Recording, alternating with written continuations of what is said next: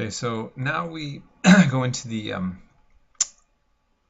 very problematic presidency of John Quincy Adams, who was basically picked through, one could argue, a corrupt bargain was a fair term for what brought him into the presidency.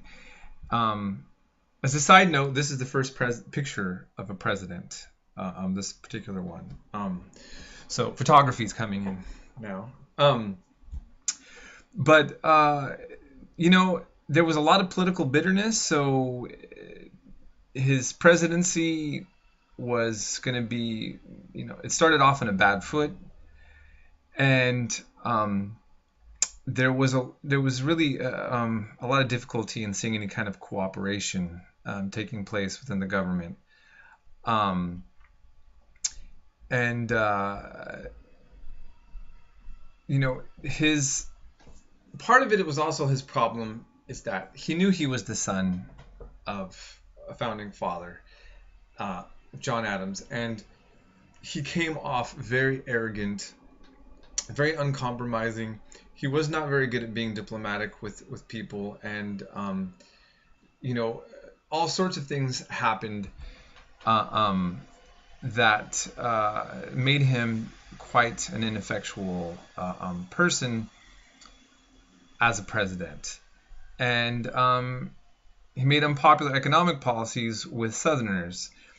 Keep in mind that he, again, as we talked about, was against slavery. That's one thing that he's not going to be supportive of, and so that's going to possibly be something that's going to have tensions between him and the South as well.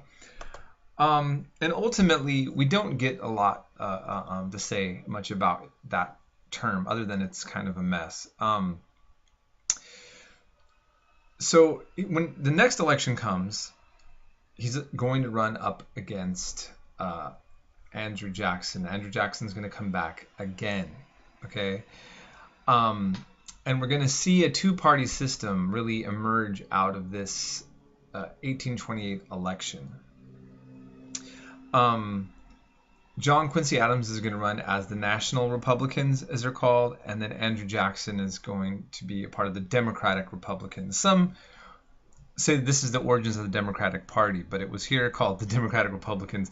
Keep in mind that one thing that we're going to learn later is that the political parties, Democrats and Republicans, that we have now reflect a whole lot of different things in the past. So don't get too caught up in the fact of what we think to be predictable political positions of a Democrat now, and that back then, or the Republicans.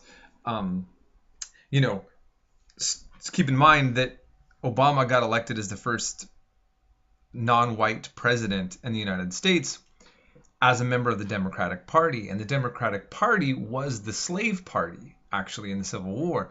So that's what I mean when I'm talking about how different these terms are going to mean, as we move forward. Okay, this was probably the most nasty, awful campaign in U.S. presidential history that took place, and and that's compared to the way it gets now. I mean, many of us now get really disgusted by personal attacks on people that take place during presidential elections. But this really was over the top. And John Quincy Adams' basically team threw everything at Jackson in his personal life to discount him as a person that you would want to see become a president. Imagine this: you have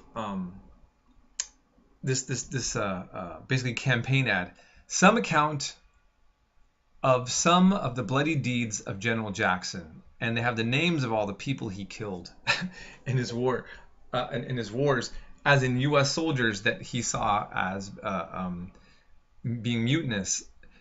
He killed many people in duels.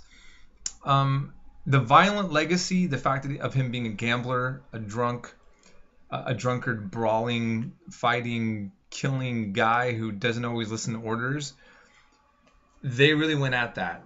Um, Almost everything they were saying about that was true.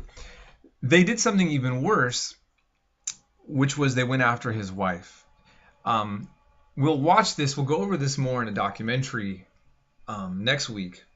But he took another man's wife and ran off with her, and then she married him. So she was married to two men at one time legally, and essentially they were in brazen acts of adultery. It was just a kind of forgot about thing over the decades, but it was all true. So now it's attacking her, and she's really feeling it. His wife, and he's very touchy on this subject. He's killed men over in duels over these accusations of calling his wife a harlot or Jezebel or things like that. So this is a really awful part of this. Then Andrew Jackson's team ends up accusing John Quincy Adams of giving a virgin girl up to a Russian diplomat. Basically doing something hideous like that. But that story was made up. And so as one historian pointed out, in all this mudslinging and all this dirt being thrown, most of what was said about Andrew Jackson was true, and nearly all of what Andrew Jackson's team was saying about John Quincy Adams was false. But ultimately, Jackson is going to have the upper hand finally. And he's going to claim a new era of democracy, the era of the common man.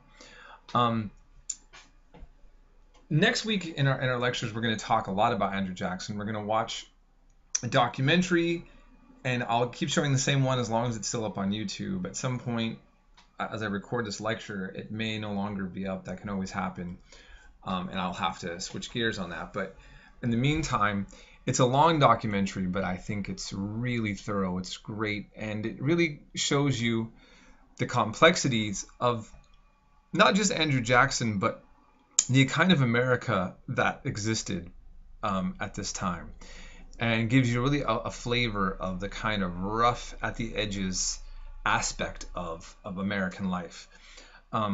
So I'm going to end this here, and again, we will anticipate a very interesting set of topics as we go into the legacy and life as a president for Andrew Jackson.